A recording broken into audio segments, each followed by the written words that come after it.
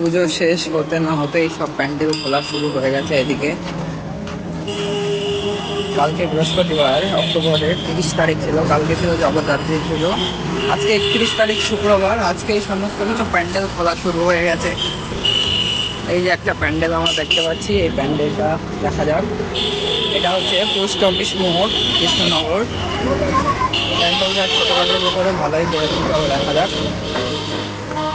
কি আছে এর ভেতরে। আমরা এখন ভিতরে ঢুকবো।